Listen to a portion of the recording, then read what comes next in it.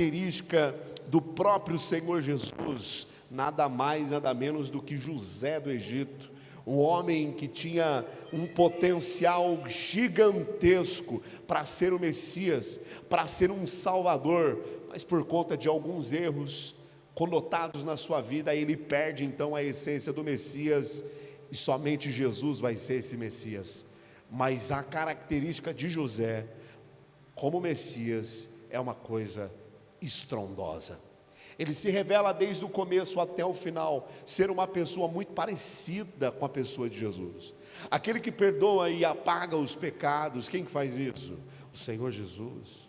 Aquele que diz perdoa porque eles não sabem o que fazem e depois prepara uma mesa para os próprios inimigos.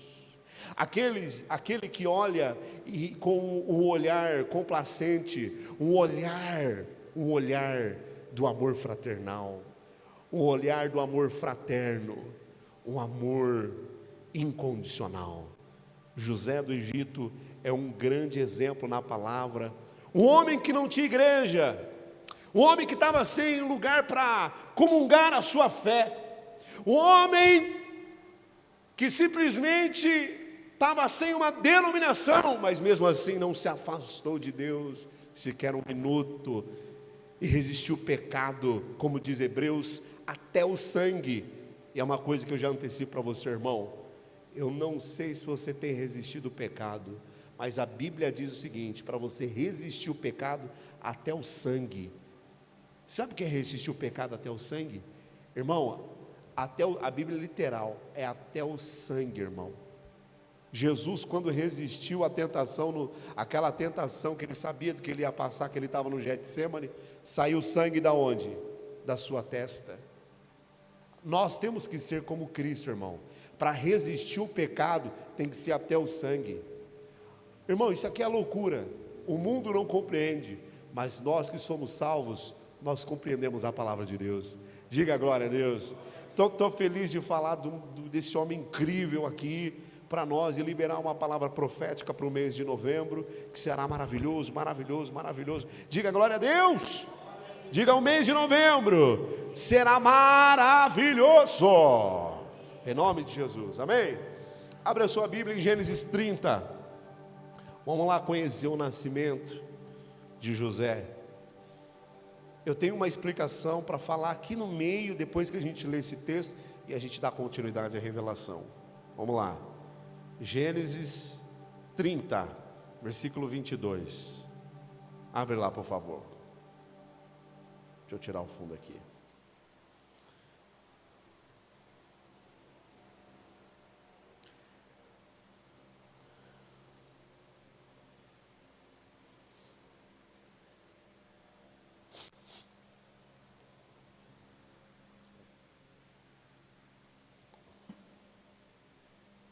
Vinte e dois, irmão.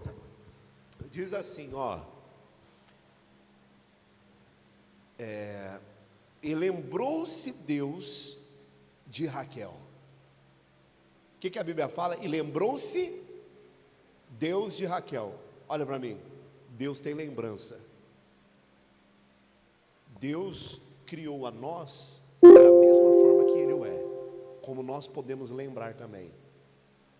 É fato que Ele não se lembra dos pecados que são confessados. Eu pequei, confessei porque me arrependi. Ele não se lembra mais. Se Ele se lembrasse, o dia do julgamento seria assim, ó. Você lembra quando Ele pecou? Deus vai falar assim: isso não existe. Nem Deus se lembra. Não é uma arma na mão de ninguém a lembrança de um pecado confessado. Então entenda bem, Deus tem lembrança. Ezequiel, quando estava com a doença, Isaías chegou e falou para ele: ó, você vai morrer e você não vai viver, porque a doença que você está é para a morte. Ezequias, vira o rosto para a parede, o rei Ezequias vira o rosto para a parede e ora e fala: lembra de que servi ao Senhor desde a minha mocidade. Ele fala assim, ó, vai lá e fala para ele que acrescentarei 15 anos de vida. E como Deus, preste atenção, Quando Deus age na sua vida, Ele não faz uma coisa só. Se for uma coisinha assim, foi obra do acaso. Você pediu ajuda para alguém, alguém te ajudou. Como a Bíblia diz, para a gente ajudar uns aos outros. Agora, quando é Deus que age na causa, irmão, por isso que eu falo, tem que ser crente, tem que ser de oração. Porque quando Deus age na causa, Ele não faz uma coisa só. Ele acrescentou 15 anos de vida, porém Ele deu vitória contra si. Ele falou, porém, darei também. Olha só o que Ele fez com Salomão. Salomão pediu o quê? Dinheiro, pediu as coisas desse mundo? Não, atingiu o coração de Deus, foi espiritual. Deus, eu quero te agradar. O que Deus falou? Eu te darei sabedoria e te darei mais, porque Ele faz mais do que pedimos ou pensamos. Tem que ser espiritual. Tem que ser espiritual, irmão. Carnalidade, reclamação, murmuração, entendeu? Dá jeito nas coisas, isso daí é fácil. Eu quero ver você depender de Deus. Essa é a experiência que a gente tem que viver, de depender de Deus. Ele provê. Amém? Ele não provê o lugar, assim como Ele provê o lugar e os alimentos. O alimento. Ele não provê a geração, bem como na palavra. Ele provê os filhos e a terra. Deus sempre faz mais. Deus não se põe na condição de servo, jamais. Mas o que Ele quer de nós é sermos servos que fazemos até mesmo mais do que pedimos, do que é pedido. E como um bom servo não há questionamento, né? Se me pediu para fazer A, eu vou fazer A e B. E se der para fazer C, vou fazer C também. Esse é o nosso posicionamento. Quanta revelação tem na palavra. Volta para cá. Lembrou-se Deus de Raquel, e Deus a ouviu e abriu a sua madre. E ela concedeu e teve um filho, e disse: tirou-me Deus da minha vergonha. Você pode ver que de todos os textos aqui, você vai ver que a lembrança de Deus é citada aqui no nascimento de José. Como foi a vida de José, hein?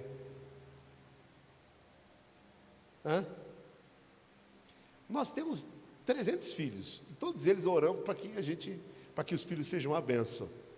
Mas existe filhos que Deus se lembra de você, e Ele te deu esse filho para alegrar os seus dias. Ele te deu esse filho não é para a realização do seu sonho, mas te deu esse filho para te fazer um homem melhor, uma mulher melhor, para vê-los crescendo e amadurecendo na presença de Deus. Diga glória a Deus. Amém? Bom, antes disso tem o versículo 21 que diz: e teve uma filha e chamou o seu nome Diná, que significa julgada. Então, ou seja, aqui já é o 12º filho lá de Jacó. Só que nós estamos falando dos filhos homens, tá? Ok, vamos continuar lendo, para a gente conhecer o nome aqui, né? 23, e concedeu e teve um filho, e disse: tirou-me Deus da minha vergonha. 24, e chamou-me o seu nome José, que significa aumentador, cujo esse nome aqui eu trouxe uma referência melhorada, vamos dizer assim, que é acrescentar, ou seja,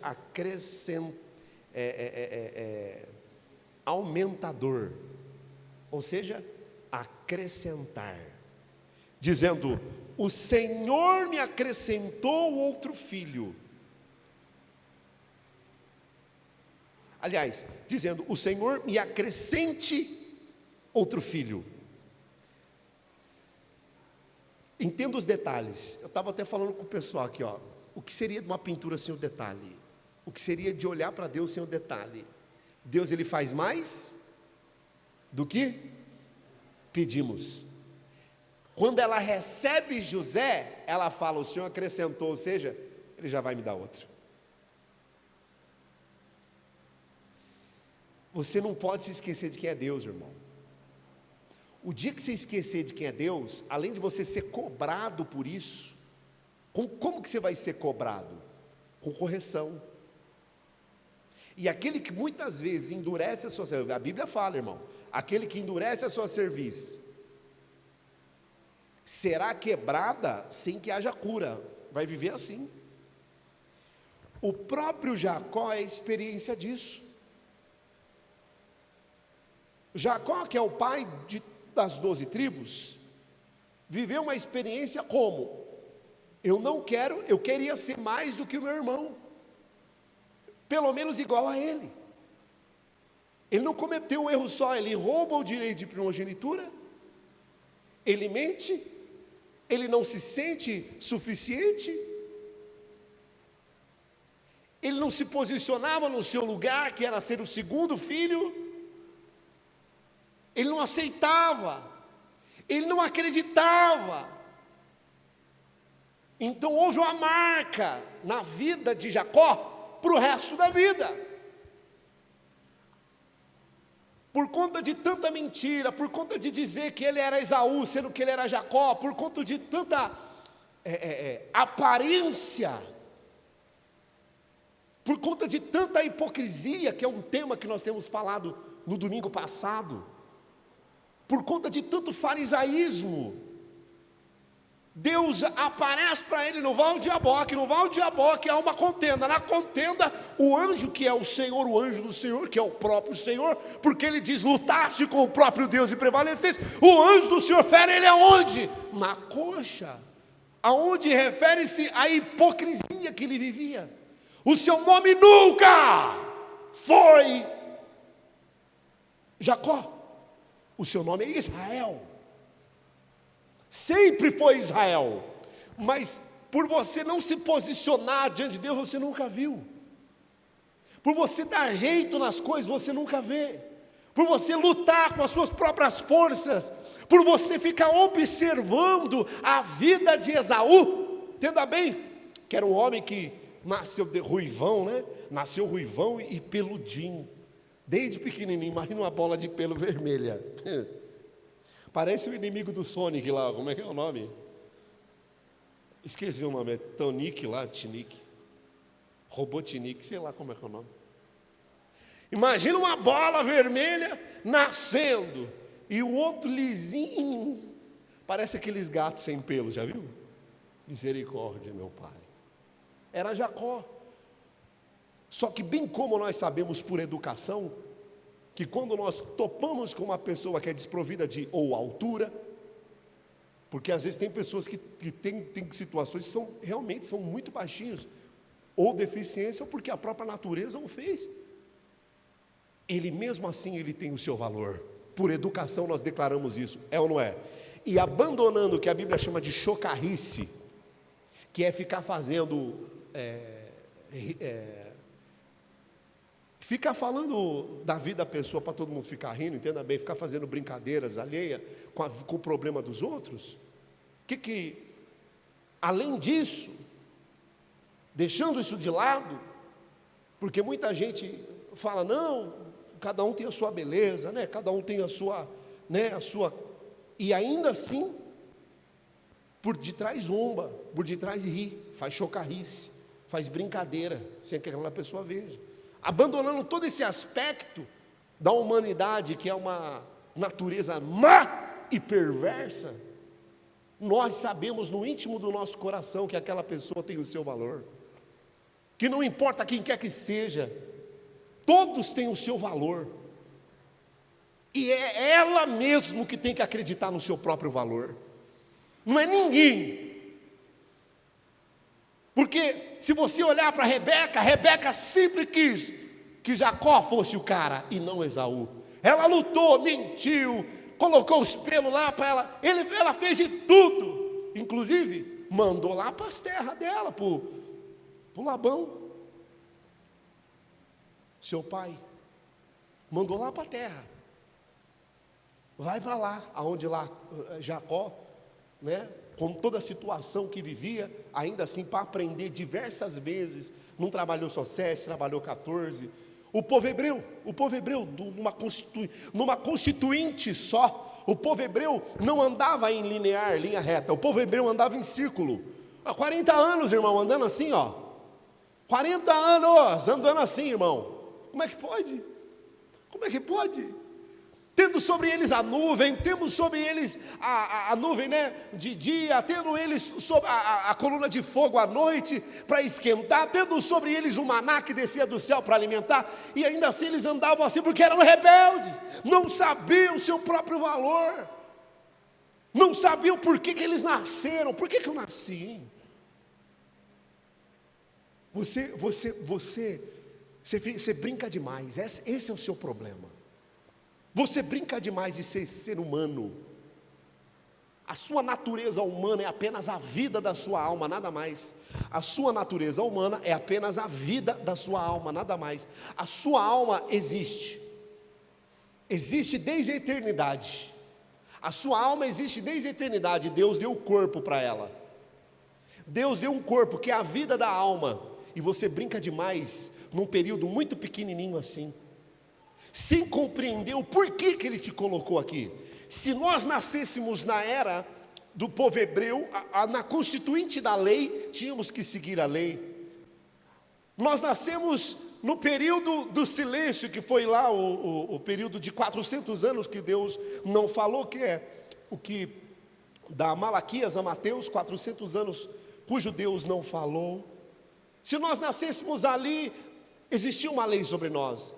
Nascemos num período, se nós nascêssemos no período onde Cristo estava na terra e ouvisse falar, nós tínhamos que crer em Jesus, no homem que estava ali, que era o Messias, o Salvador. Nós nascemos num período incrível, onde a pregação do Evangelho foi propagada a tal ponto de tantas e inúmeras pessoas acreditarem que nós podemos ir no efeito manada, acreditar no que Deus quer por esse tempo. O que eu quero dizer é que cada tempo Deus vai criando situações para que as pessoas possam escolher, parar de brincar e escolher ao lado de Deus e nunca ao lado oposto. Você já parou para pensar que Deus criou a humanidade no meio de uma rebelião? Deus criou a humanidade no meio de uma rebelião, irmão. Estava tendo uma rebelião no céu. O diabo inflamou todas as nações, segundo o que diz lá em Ezequiel, o rei da Síria inflamou todas as nações, contaminou todas as nações, segundo o que diz Apocalipse, com a sua cauda arrastou a terça parte das estrelas dos céus, ou seja, aquilo que era antes se tornou demônios, os que decidiram lá. No meio disso tudo Deus cria a humanidade. No meio disso tudo Deus cria a humanidade. Porque no meio disso tudo, nós estamos no meio de uma rebelião.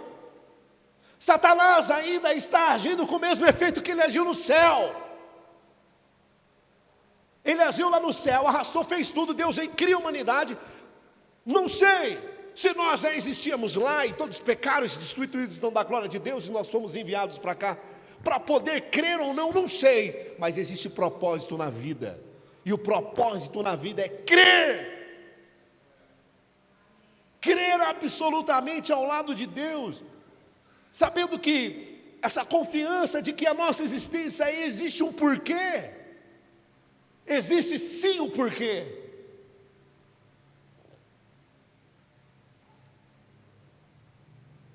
Nada foge à maravilhosa graça e o maravilhoso poder ou a maravilhosa intenção de Deus em criar uma pessoa. Nada foge àquilo incrível que existe para a vida da pessoa. Porém ela tem que descobrir, parar de brincar, irmão, com a humanidade. Deus é muito bom, criou um sistema que é o sistema humano que nós vivemos, nos colocou aqui, com tantas situações e sentimento carnal,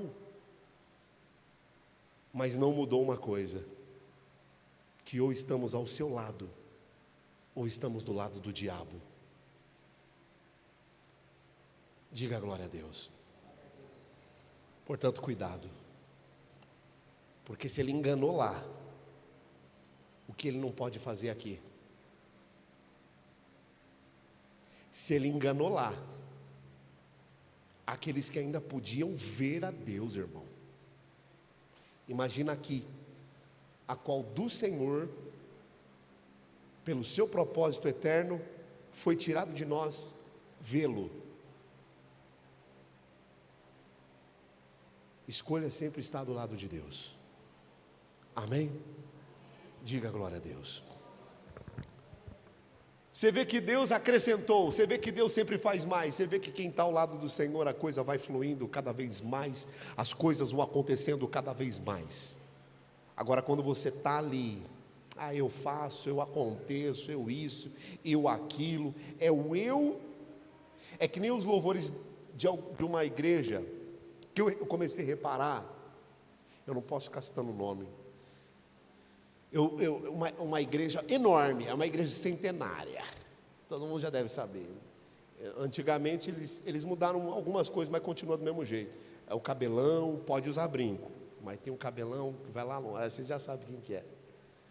Eu comecei a prestar atenção nos louvores, eu sou do ministério, eu sou do louvor, eu amo louvor. E eu comecei a prestar atenção nos louvores de lá, que é o que mais tem, né? Você coloca, tem, né? Tem muita gente de lá, né? Não é do véu não, é daqui, da outra. E eu comecei a prestar atenção no louvor. Todos.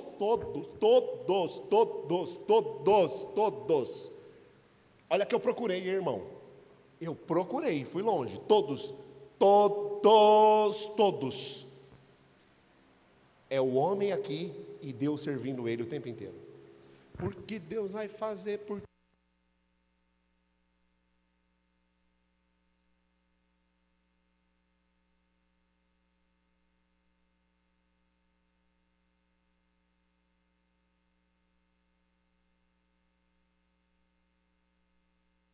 então é porque Deus vai fazer na minha vida acontecer, porque a glória vai descer e eu vou subir. É eu, o negócio é eu ali. Eu comecei a prestar atenção nisso, eu falei, o negócio está errado. E aí eu comecei a prestar atenção nas pregações. E eu falei, gente, é tudo em benefício do povo. Porque Deus vai te tirar, porque Deus vai fazer, porque... E o povo, e o povo mergulha, e o povo vai, e o povo lota. E aí a gente está na era agora, né, das falsas revelações, né? Aí vem aquele, eu não posso citar nome, Deus me controle, o Espírito Santo está aqui, amém? Aí vem aqueles falsos profetas, e tal, e fala o nome da pessoa. Está vendo? É a pessoa. Aí a pessoa chora e cai. O que muda? Desculpa, não é crítica, é uma afirmação. Eu não sou pastor de criticar, eu sou um homem de Deus e tenho a graça para afirmar que o tempo que nós estamos vivendo hoje, quando se fala sobre evangelho, escuta, a pérola fica sempre no cofre. A pérola não fica exposta para todo mundo. Se alguém quisesse ver Jesus, tinha que ir lá. E quisesse ouvir a Ele, tinha que ir lá. E quando chegasse até Jesus, a figura de Naamã, que chegou diante do profeta Eliseu, todo vestido e bem trajado do seu governantismo poderoso, porque ele era o cara, teve que se despir, porque nem recebido por um homem de Deus, ele o foi, apenas com uma palavra. O que ele tinha que fazer? Humilhar-se a si mesmo. Porque a Bíblia diz que aquele que se humilha será exaltado. Esses daí que eu estou falando, que é lotado, tem uma em cada esquina, em cada lugar, e é assim,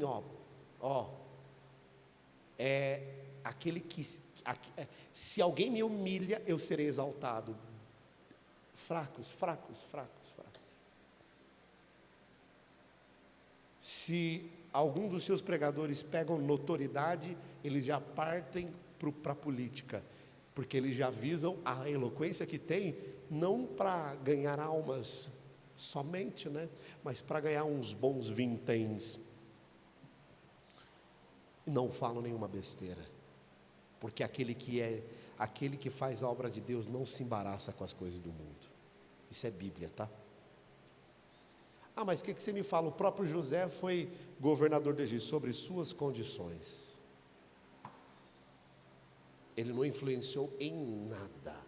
Ele colocou as condições do sonho dele. Apenas pela interpretação do sonho de Faraó, o que ele colocou foi feito. Acabou. Não viveu sob julgo de nenhuma regra humana. Mas sempre Faraó atribuía a este homem como sendo um homem independente do seu Deus. Igualzinho a política, os que se dizem hoje que estão envolvidos com a política. A exemplo no Brasil, nada a ver. Nada a ver. São completamente, cheio de mutretas e coisas. Quer falar mais de governantes na Bíblia? Daniel também, Nabucodonosor, atribuía a Daniel como? Ao Deus de Daniel. E a liberdade que ele tinha para governar. Tem nada a ver com essa pataquada de tapinha nas costas e alianças humanas, carnais, entendeu? Que ao povo nada, mas a si e ao seu bolso tudo. Não vem com conversa não. Porque cair na do diabo, se ele conseguiu enganar anjos poderosos do céu, para trazer para o lado dele, o que ele não pode fazer em nós, que não conseguimos ver a glória de Deus ainda. Tá? Muito cuidado, porque para ser enganado, basta dar ouvido, mas só vai se enganar aquele que quiser. Aqui na igreja eu digo, porque nós aqui, aqueles que ouvem a gente, recebem uma palavra para onde levantar as orelhas, no mínimo levantar as orelhas. No mínimo. E aí a gente fala, aí a pessoa às vezes vem inflamada por esses falsos profetas, que faz tanta coisa, tanta pataquada na televisão, em todo lugar, e a gente fala para alguém aqui na igreja, a pessoa fica brava conosco.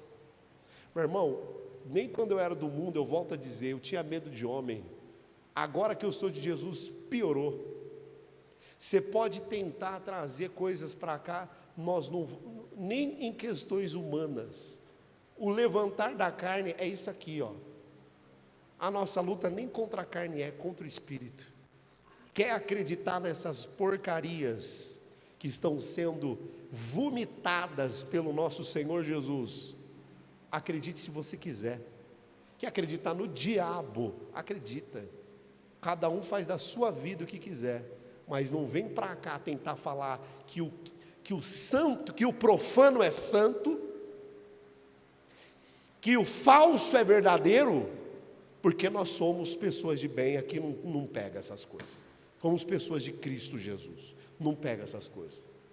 Nós não somos também, nossa igreja não é uma igreja de direita e nem de esquerda, e nem de centro político. A nossa igreja é uma igreja de Jesus Cristo. A onda começou agora da divisão política, mas o cristão não tem divisão política. No final dos tempos, Jesus disse que os homens do mundo odiarão uns aos outros. Nós não vamos odiar ninguém, nosso papel é amar. Você pode ser de esquerda, você pode ser de direita, você pode ser o que você quiser. O nosso papel é amar nossa comunidade, e assim estamos trabalhando com uma benfeitoria para poder trazer a nossa igreja e viver uma comunidade que agrada a Deus. No mínimo, entrar no céu, porque o que adianta ganhar o mundo inteiro e perder a sua alma? O que adianta? Amém, Jesus? Muitos me virão naquele dia dizendo: Senhor, não expulsamos, não fizemos, não profetizamos. São falsos profetas, são os falsos, são os que ganharam o mundo todo, mas se perderam. Sim, você ganhou todo mundo, mas você se perdeu. Que adianta? Para longe de mim, para longe de nós, para longe de você e da tua família. Amém? Diga glória a Deus. Deixa eu profetizar aqui. Olha, o significado real de José é acrescentar. Diga glória a Deus. Então vamos lá, levanta a sua mão direita para o céu, por favor, querido. No nome do Senhor Jesus, virá bênção sem medidas, que irão acrescentar sobre a tua vida no mês de novembro. Virão bênçãos sem medidas, bênçãos grandiosas, valores do Senhor incrível sobre a tua vida, que vai acrescentar sobre o teu mês, no teu trabalho, na tua família, no teu coração, no teu corpo, na tua saúde, no teu espírito, na tua comunidade. Acrescentará em nome do Senhor Jesus. Amém. Quem crê diz amém. E vamos dar para o Senhor uma linda salva de palmas.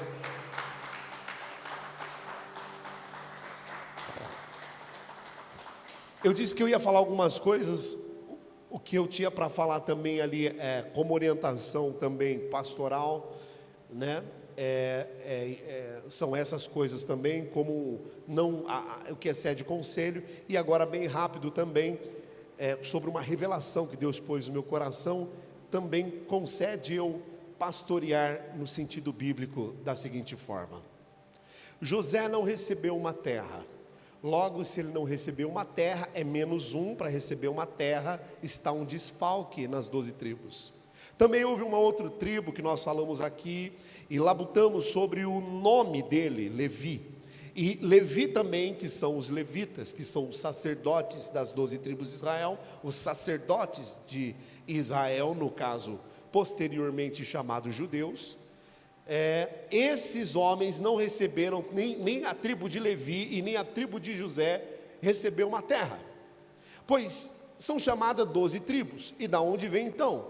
José, diante da sua fidelidade a Deus, é presenteado pelo Senhor por uma esposa. Deus dá uma esposa.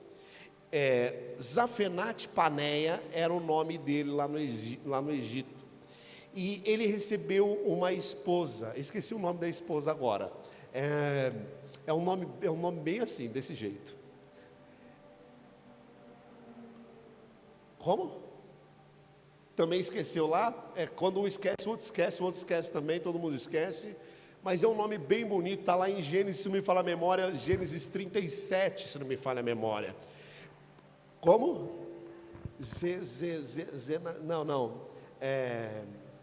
Ela era filha de Pontíferas, que servia ao deus On, né, que era sacerdote de On. Eu esqueci o nome dela. Por fim, era uma mulher incrível, uma mulher bela, uma mulher cujo um jovem que se manteve fiel a Deus. Quando a esposa de Potifar tentou ele a um assédio, ele se manteve firme. Ele, bem como nas suas necessidades, sem estar longe, desprendido, não estar comungando na sua fé, manteve firme a fidelidade com Deus. Eu volto a dizer, o que faz a fidelidade não estar ao lado de pessoas, e sim você crer no Senhor Jesus de todo o coração e ser fiel em qualquer lugar a Deus, em nome de Jesus. Amém? E olha só que interessante. Então Deus presenteia ele com essa esposa, uma esposa incrível, e a partir daí um casamento abençoado, que é o início de uma família bela. Deus dá a ele 2 filhos, Manassés e Efraim.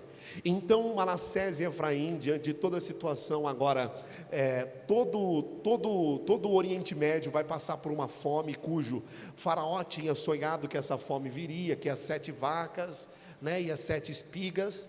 No entanto, aquele sonho se concretiza numa revelação de José, que Deus dá esse dom a José, e tudo isso acontece e favorece para que todo agora o seu clã, o clã de José, viesse até ele para pedir alimentos. José já estava posto como governante do Egito por conta da interpretação do sonho. O que acontece aí? Acontece que agora José, ele vai receber os seus irmãos. Ele vai receber os seus irmãos, porém ele já tem uma vida constituída, uma vida abençoada. Ali agora ele vai se unir de volta a Jacó. Quando ele vai se unir de volta a Jacó, acontece algo que é muito incrível.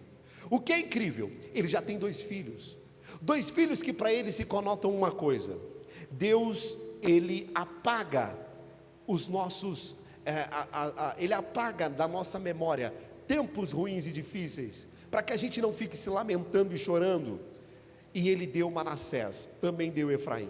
Segundo o que eu estudei aqui na Bíblia, Jacó pega na mão dos filhos e vai diante de Jacó para receber a bênção. Quando Deus vai abençoar e dar a bênção a Jacó vai abençoar e dar a bênção a José, como ele deu para todos os seus filhos. Jacó chega dado a mão com seus dois filhos, Manassés e Efraim, um do lado, outro do outro. Manassés é o primeiro filho, porém Jacó vai e estende a mão direita sobre Efraim e dá a primeira bênção para Efraim. A segunda bênção então vai ficar para quem? Para o segundo filho. Ali eu começo a entender uma coisa. Talvez Jacó já tinha consigo aprendido uma lição e disse: quem sabe Efraim não passa pela mesma situação que eu passei. José é o filho meu querido, que esteve longe, e cujo a minha vida acabou quando ele foi embora, quando falaram que ele estava morto. Agora eu vejo os seus dois filhos, e vejo José segurando na mão deles. Já vou dar a bênção para o primeiro filho, aliás, para o segundo filho, vai que ele é que nem eu. E fica achando que eu sou, que fica achando que ele não é ninguém. Deixa eu dar a bênção logo primeiro. Ele abençoa primeiro Efraim e posterior abençoa Manassés, cujo qual vai se tornar nas 12 tribos grandiosos, 2 tribos incríveis, eliminando Levi e eliminando José, que não receberam terras. Nós encaixamos Manassés e Efraim, constituindo então as 12 tribos de Israel, Manassés e Efraim. Quando nós chamamos as 12 tribos, nós classificamos as 12 tribos segundo o nome principal dos filhos homens de Jacó. Então, Levi e José são conotados como as 12 tribos de Israel. No pastoreio, que eu quero dizer, porque os irmãos possam entender, quem pleiteou as 2 últimas tribos foram Manassés e Efraim.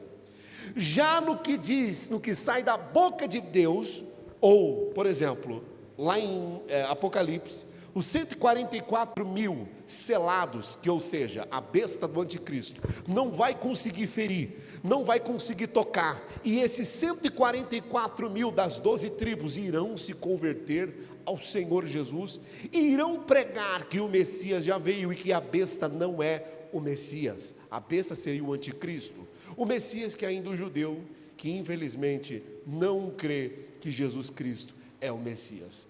Então a Bíblia vai falar sobre José e também vai falar sobre Levi, e encaixando assim Manassés e Efraim fica de fora? Não fica de fora, estão juntos e são a constituinte das 12 tribos de Israel. A localidade das 12 tribos de Israel fica exatamente aonde hoje está havendo uma guerra. A guerra que existe hoje em Israel contra agora aquele grupo Hamas se estendeu agora, parece que o Irã já também se acendeu. Hezbollah, que é um outro grupo muito forte em guerra, o que acontece? É um grupo é um grupo terrorista também, é um exército paralelo. O que eu quero dizer, um exército paralelo é um exército que trabalha para certos fins. O que acontece? Hezbollah é do Líbano, o Oriente Médio está completamente confuso, e Israel está completamente o quê? Sem saber o que fazer. Nós defendemos esse lado, nós devemos defender essa situação. Por que nós devemos defender? Porque o local da instituição de Canaã, a terra prometida das 12 tribos de Israel, o que constitui a questão religiosa para o judeu, e que para nós entendemos a instituição da terra prometida, biblicamente falando, é na faixa de Gaza. Por isso existe o que está acontecendo lá. Eu não sei, irmão, se você consegue ver também. Nós somos da verdade, cada ano que passa, parece que mesmo sendo um grupo pequeno que nós somos aqui, parece que quando a gente encaixa um propósito diante de Deus, parece que tudo se... Por quê? Porque a gente está no termômetro certo, que é a Bíblia. Amém, Jesus? Esse ano, antes de começar o ano, de toda a situação, de tudo que eu tenho falado, dos 4 cavaleiros que tenho falado, eu tenho certeza que esse é um ano de observação e oração por Israel. Então eu coloquei lá no meu Facebook, lá a bandeira, no meu Facebook não, no meu WhatsApp, a bandeira de Israel. Coloquei lá Rodrigo, meu nome e a bandeira de Israel, ou seja, o meu propósito de oração durante todo o ano. Por chegarmos no meio do ano, quase para o final, olha o que nós estamos vivendo. Eu não sei, irmãos, não é que Deus me dá uma revelação, não é nada disso. É que todos nós, nossa intenção é olhar para aquilo que a Bíblia diz, e não erra aquele que está sendo genuíno na palavra. Diga glória a Deus. Ponto, encerro sobre esse assunto. Eu tenho que falar algumas coisas que Deus mandou falar aqui. Guarda o seu coração. Aprenda a guardar o seu coração. E Deus tem me inspirado aqui, tem que guardar o coração, irmão. Eu vou dar um testemunho meu para o lado ruim e o lado bom. O lado ruim é que o meu trabalho, eu converso com pessoas toda hora, e existem assuntos diversos ali, e muitas vezes nós não temos o que conversar, o que falar, e muitas vezes a gente acaba falando de coisas muito próximas àquilo que nós estamos vivendo. Isso é muito mal. Quando eu me percebo de uma situação assim, eu já me sinto mal de falar de uma coisa peculiar da minha própria vida, não tão profunda, mas de passar por perto de falar para pessoas estranhas, clientes que são pessoas que Deus manda para a gente ganhar dinheiro, o pão de cada dia.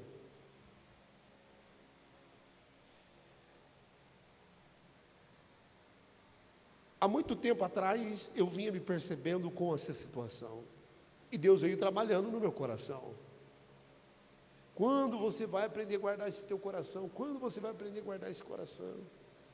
Quando que você vai aprender a guardar esse coração? Você tem que guardar o teu coração. Então eu guardei o meu coração. Aí eu aprendi a guardar o meu coração.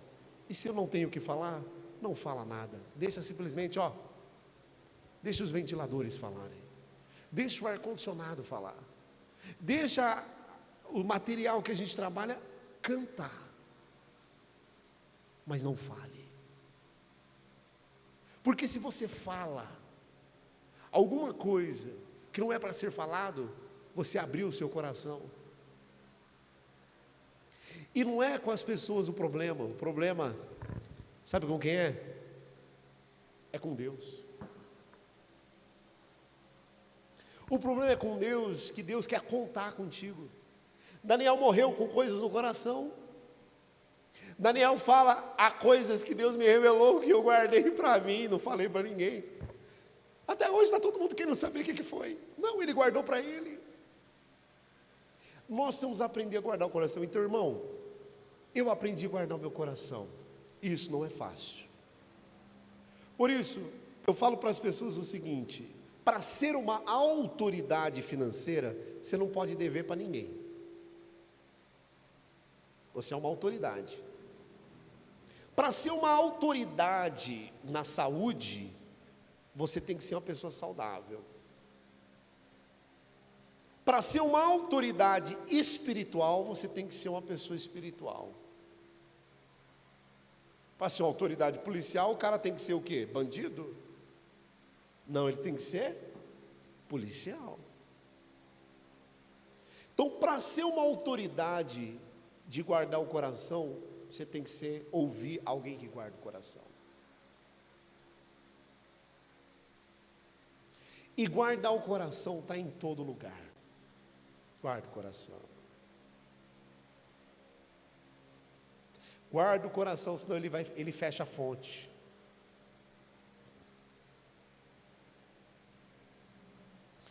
Abra sua Bíblia, por favor, em Tiago capítulo 3. Enquanto isso, eu só vou falando aqui um pouquinho com você. José, ele não guardou o coração. Talvez seja um desses erros. Tiago capítulo 3, abra lá. Talvez seja esse algum dos seus erros. Ele acabou revelando o sonho que ele teve para os irmãos dele, inclusive para Jacó, dizendo que ele e a mãe dele iriam também se curvar diante dele. Ah, José, ele falando ou não falando, não ia se cumprir do mesmo jeito? Ele falou, se cumpriu, sim? E se ele não tivesse falado, o problema ia ser outro. Não ia, porque ele tinha que passar pelo que ele passou, senão ele não ia para o Egito, ele não ia conseguir. Irmã, uma das coisas que eu não gosto é de falar com uma pessoa que não conhece a Bíblia e quer falar sobre a Bíblia comigo. Isso não é desumildade, não. É porque a pessoa ela quer te desafiar, achando que Deus só tem um caminho. Irmão, Deus é o Deus do impossível. Tinha lugar para o povo passar? Moisés estava lá, vamos se libertar do Egito, vamos lá. Catou o cajado, tinha algum outro canto para ir? Moisés, estende o cajado aí, Moisés. O mar abriu, irmão. O mar abriu. Por que o mar tem que abrir? É porque era o único caminho, não era, irmão?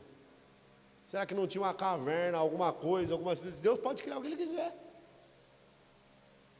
Assim, vou mandar 300 para cá, como bode expiatório. A gente vira todo mundo para cá, como para dar continuidade a toda a nação, a todo o povo hebreu. Vai todo mundo para cá, acabou. Não é um caminho? Mas houve uns que teve que sacrificar. Mas Jesus se sacrificou por nós, para que nós pudéssemos chegar até Deus. Meu irmão, tem diversas coisas. Não vem conversar comigo sem conhecer Deus. Aliás, perdão, não vem discutir comigo a Bíblia se você não conhece a palavra, não conhece Deus, ou quem Deus é. Deus abre caminho onde não tem caminho. Mas ele precisava abrir o mar? Não, era só fazer o povo andar em cima d'água. Não é?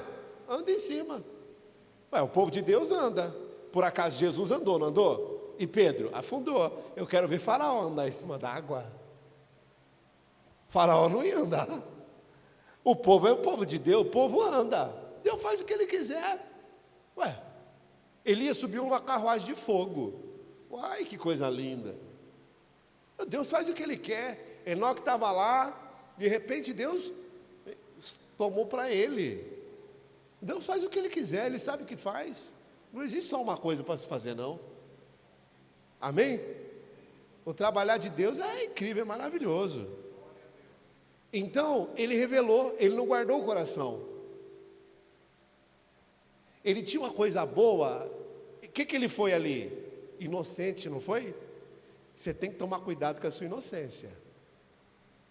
Eu tenho que ser inocente, mas eu tenho que tomar cuidado com ela. Eu vou explicar isso daqui a pouco. O que eu falei aí agora? É Tiago capítulo 3, né? Então vai, Tiago capítulo 3. Meus irmãos, muitos de vós não sejam mestres, sabendo que receberão mais duro juízo, porque todos tropeçam em muitas coisas. Se alguém não tropeça em palavra, o tal varão é perfeito e poderoso para também refrear o seu corpo. Ora, nós pomos freios na boca do cavalo para que nos obedeçam e conseguimos dirigir todo o seu corpo. Vede também as naus que, sendo tão grandes e levadas de impetuosos ventos, se viram com um bem pequeno leme para onde quer a vontade daquele que os governa. Assim também a língua é um pequeno membro e gloria-se de grandes coisas. Vede quão grande bosque um pequeno fogo incendeia. A língua também é um fogo como mundo de iniquidade. A língua está posta entre os nossos membros e contamina todo o corpo, e inflama o curso da natureza e é inflamada pelo inferno. Porque toda a natureza, tanto as bestas feras como de aves, tanto de répteis como de animais do mar, se amansa e foi domada pela natureza humana, ou seja, pelo que o homem pronuncia a elas. Com ela bendizemos a Deus, com a boca, com a língua. E com a boca, com a língua, amaldiçoamos os homens, feito à semelhança de Deus. De uma mesma boca procede bênção e maldição. Ponto, agora vem. Meus irmãos, não convém que se faça assim. De uma mesma boca, porventura, deita alguma fonte de uma mesma manancial água doce e amargosa? Meus irmãos, pode também a figueira produzir azeitonas ou videira figo? Assim tão pouco pode uma fonte dar água salgada e doce. Quem de entre vós é sábio e entendido? Mostre pelo seu bom trato as suas obras em mansidão e sabedoria. Mas se tendes amarga inveja e sentimento faccioso em vosso coração, não vos glorieis, nem mintais contra a verdade. Essa não é a sabedoria que vem do alto, mas é terrena, animal e diabólica. Porque aonde há inveja e espírito faccioso, aí há perturbação e toda a obra perversa. Mas a sabedoria que do alto vem é primeiramente pura, depois pacífica, moderada, tratável, cheia de misericórdia e de bons frutos, sem parcialidade e sem hipocrisia. Ora, o fruto da justiça semeia-se na paz para os que exercitam a paz. Então, quem são as pessoas que não guardam o coração? São aquelas pessoas que quando vê alguém fazendo algo, ela inveja. Aí, ela acha que ela não tem que lidar com a inveja. Escuta, eu estou aqui pregando para você, e eu sou o primeiro a dizer que eu tenho que lutar contra a inveja, que dirá, muitas vezes, o irmão, que não levanta de madrugada para orar. Todos nós aqui lutamos e devemos lutar contra isso. Às vezes alguém faz algo muito bem e você não fez. Fala algo muito bem e você não fez. Ora, controle os seus sentimentos. Porque se você não controla o seu sentimento, você não vai guardar o seu coração. O que você vai fazer? Sentimento faccioso. Vou chamar 1, 2 ou 3 pessoas, vou fazer um grupo, acendo a contenda, a inveja, e a gente já se rebela contra outra pessoa.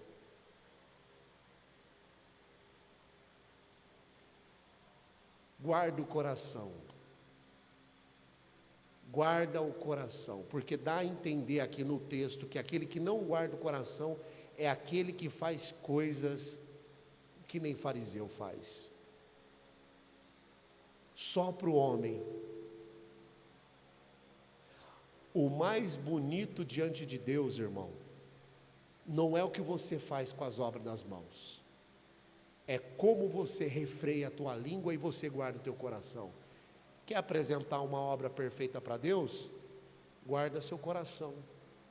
Quando bater o sentimento ou qualquer coisa que seja amargura, sentimento de inveja, qualquer sentimento, guarda o coração.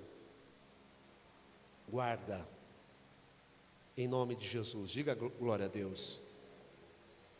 José não guardou para o lado do bem, pela inocência, perdeu. Provérbios 4, 23, abre ali. Provérbios 4, 23, vai lá que está muito saudável. Provérbios 4, 23.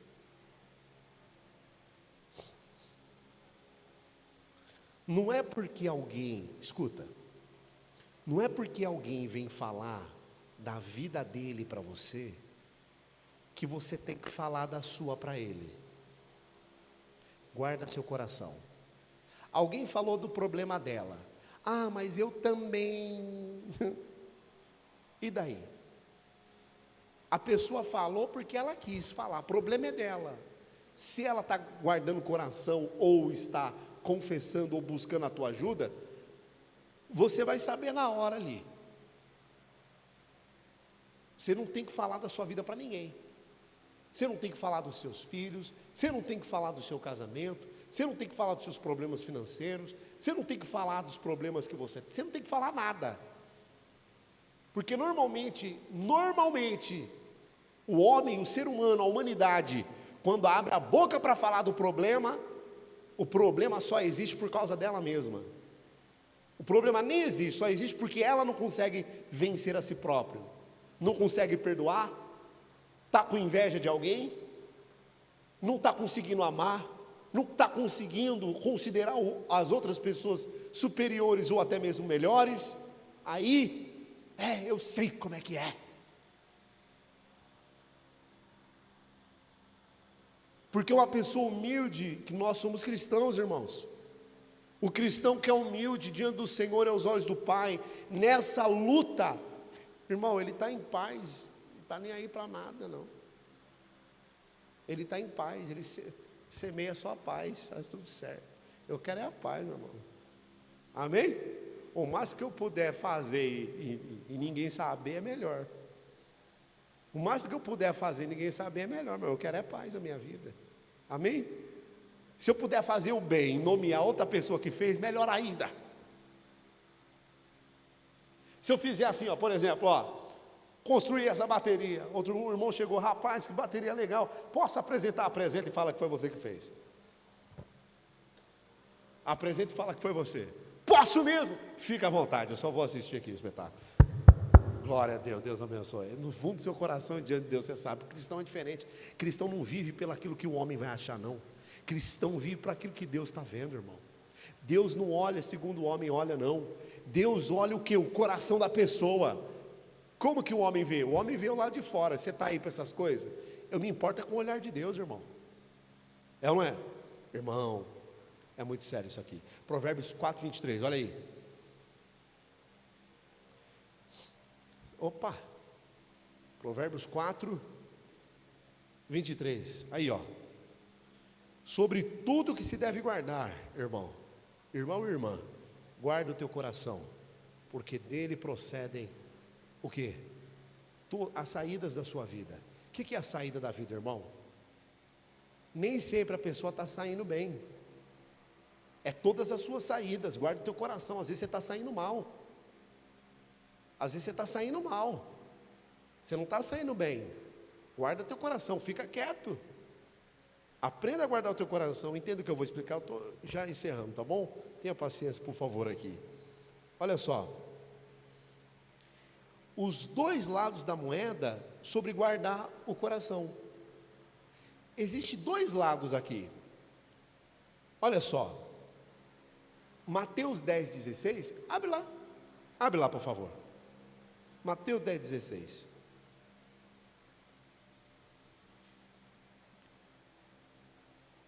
Mateus 10, 16.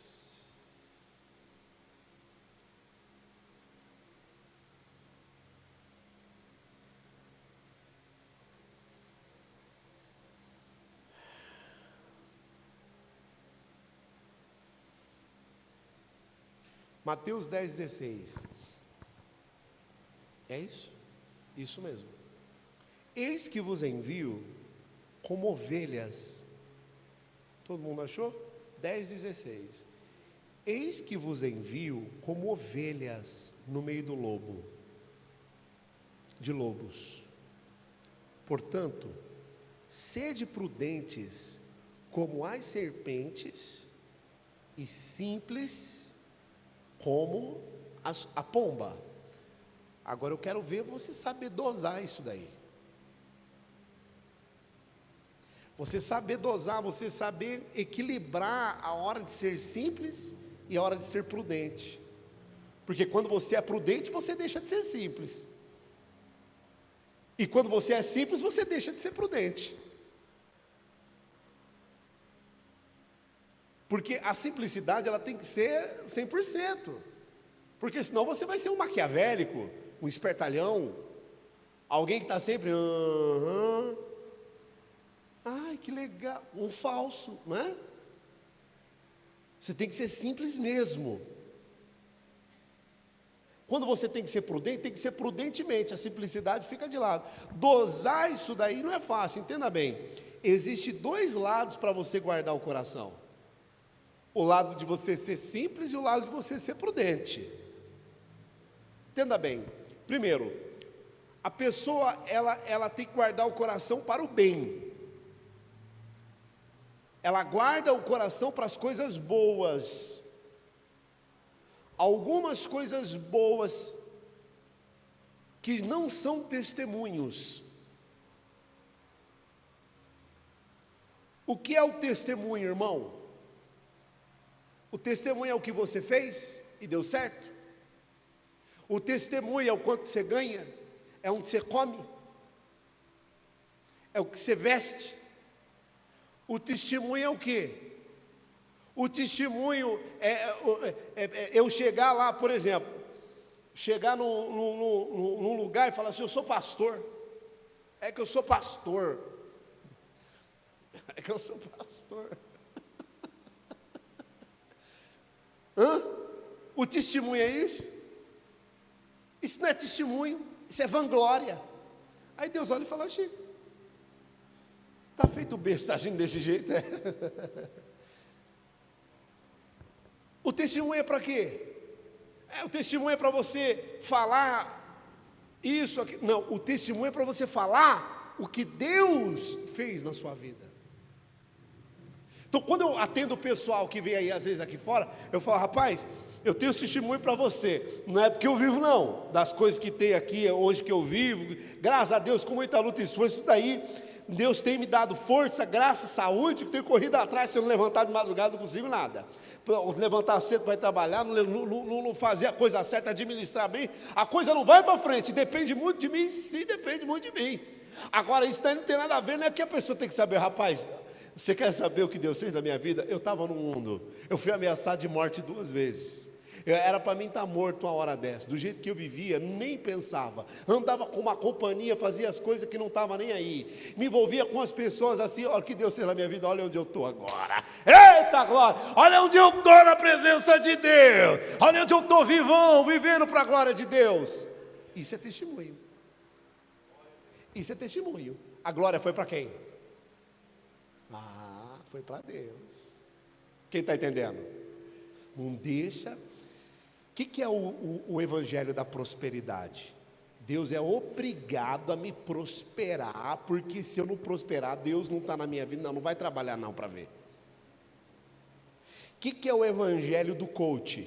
Que também é o evangelho, houve o evangelho da prosperidade, hoje é o evangelho do coach. São falsos mestres que usam a palavra de Deus para que você consiga certos objetivos na vida usando a Bíblia. Mas negar-se a si mesmo, tomar a sua cruz, seguir a Cristo, ter fidelidade, controlar a sua língua, guardar o seu coração, tudo isso eles não ensinam. É o evangelho do coach. É o que está sendo pregado hoje aí. O evangelho o evangelho do falso profeta, é o evangelho de hoje, é o evangelho das falsas revelações. Não tem sido fácil para você. Está parecendo os demônios. Uma vez, isso é o testemunho da minha mãe, a senhora minha mãe. Quando ela conheceu o Espiritismo, ela estava passando por uma situação com problema financeiro. Quando ela foi buscar ajuda por conta de um discípulo, uma discípula de Satanás, né? Quando ela foi buscar ajuda, assim que ela chegou diante do médium, o médium fez assim, ó, ele está aí, está tudo ruim aí, não está? Tá, o negócio está brabo aqui, espera aí que eu vou puxar. Puxou, chamou o espírito para ele, o espírito entrou nele, e ela, uai, não é que o negócio funcionou mesmo? O peso saiu, você tem que fazer um trabalho, você tem uma cigana rica, olha lá, não muda, ou muda? Você tem uma cigana rica, você tem que desenvolver e pá, é a evidência real e concreta da ação demoníaca através da falsa religião. Existe em larga escala, que são esses, evidências concretas, e existe em menos escalas, que arrasta também, muitas vezes, mais pessoas. A dúvida atrai muito mais do que a crença concreta. É aqui onde entra, e aí vem nós, nossa igreja, na verdade, ensinar o povo, batalhar, lutar. Amém, Jesus? Diga glória a Deus. Então, voltando para cá, tá? Voltando para cá. Guarda o teu coração para o lado do bem.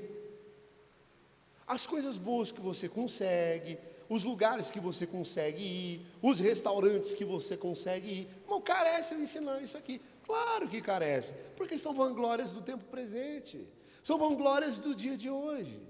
Carece. Pô, carece. Procure fazer as coisas mais reservadamente para você, para o teu coração, para a satisfação da tua alma. Procure a paz e siga ela, em nome de Jesus. Amém, querido? Aqui, para o bem, ou seja, inocência e simplicidade. Guarda o teu coração.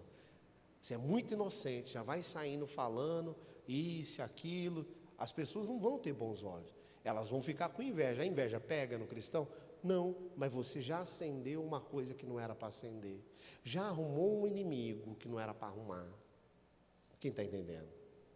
Já mostrou o que não era para mostrar, então já ficou feio. Sim ou não? Estou falando a verdade? Sim ou não? Como que uma mulher, olha só, é muito sério isso, muito sério. Como que uma mulher, ela vai receber uma visita na casa dela? Bem vestida, não é verdade? Uma mulher vai receber, por exemplo, um casal de amigos, vai receber uns familiares. Ela tem que estar como? Bem vestida. Não tem que estar mostrando nada. Sim ou não? Para quê? Para que não desperte o quê? Alguma coisa. Porque o quê? A carne é fraca. Agora, costumeiramente, você vê a pessoa que é do mundo e traz isso para dentro da igreja, se ela recebe a pessoa, poxa, vai despertar o quê? Vai despertar outros sentimentos que não era para despertar. A mesma coisa o homem também. Está na mesma. Você vai receber alguém na tua casa, você vai receber sem a sua roupa, a sua blusa? Você vai receber alguém na sua casa, você vai receber de qualquer jeito? Opa, peraí, meu. Você não tem que sair mostrando nada, não. Você tem que tomar cuidado. Amém? Sim ou não? Caso contrário, você não está nem aí para aquilo que as pessoas... Aí vem os problemas. Porque você não está nem aí. Guarda teu coração. Amém, Jesus? Guarda teu coração. Para tudo, desde isso que eu acabei de falar, até tudo que você deve ser mais reservado, guarde o teu coração. Tudo que tiver ao seu alcance, faça. E segundo, para o mal. Os dois lados da moeda. Um é o lado do bem e o outro é guardar o coração para o lado do mal. O que é guardar o coração para o lado do mal? É você guardar o seu coração para não criticar, não falar mal. Isso daí, irmão, todo mundo comete erro. Comete ou não comete? Excessos, sim ou não? É coisa da humanidade, ou você acha que você não comete? A gente fala dos outros, mas a gente é igualzinho. Todos nós somos iguais. Eu não sou assim, pronto, já é. Só de falar que você não é, você já é. Por quê? Está se endurecendo, se achando melhor do que o outro. Já é. Ele fala desse jeito aí, ou faz isso que acha que é melhor que os outros. E você que está falando desse jeito? Bom, guarda o coração. Guarda o coração. Nosso papel é orar. E se a gente tem alguma coisa para resolver com alguém, vai lá até a pessoa, liga para a pessoa, fala, queria trocar uma ideia com você sobre tal assunto, eu queria que você me ouvisse. Você vai ver que a coisa se resolve. Tudo se resolve, tudo se encaixa, tudo dá certo. Vai lá, manda uma mensagem, vai lá, conversa, viu, eu queria trocar uma ideia aqui, é assim que funciona e tal, é assim, eu tenho pensado que foi assim e tal. Você não precisa criticar ninguém. Você não precisa falar mal de ninguém. Guarda teu coração. Porque quando você fala mal de alguém, Deus está vendo isso daí. Deus está vendo isso. Deus não quer que a gente fale mal ou difamar as pessoas. Difamar alguém, irmão, isso é um problema muito grave. Isso é um problema muito grave. Muito cuidado. Muito cuidado. Sabe por quê? Falaram mal de Deus. Falaram mal de Deus. Deus se entristeceu muito com isso. Deus teve que criar um plano mirabolante. Deus teve que criar um lugar para esse sujeito que não existia. Falaram mal de Deus e essas pessoas acreditaram. O diabo. Lúcifer estava lá no céu e falou mal de Deus. Olha lá, ó. Vocês sabem por que vocês são pequenos assim? Olha o tamanho dos anjos que fica lá do lado dele lá. É o evangelho coach de hoje, o diabo. Olha o tamanho dos anjos que fica lá do lado dele lá. Você acha que não era para você ser daquele tamanho não? Você acha que eles vai ficar desse tamanho por quê? Se é desse tamanho porque você tem que destravar. Você tem que destravar. Se você destrava, você se torna grande também. Existe um jeito para você destravar. Vem comigo que eu destravo você, vem. Arrasta para cima e vem. O diabo conseguiu. Colocou os anjos contra Deus.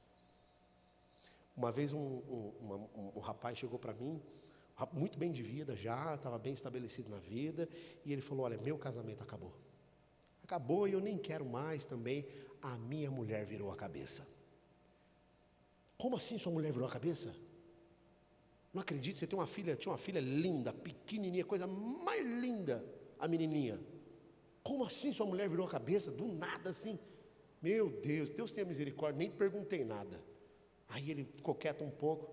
Ah, cara, ela foi numa sessão aí com as amigas dela que foi chamada lá, aí depois foi numa outra, depois não parou de ir numa sessão. Sessão do quê? Sessão coach.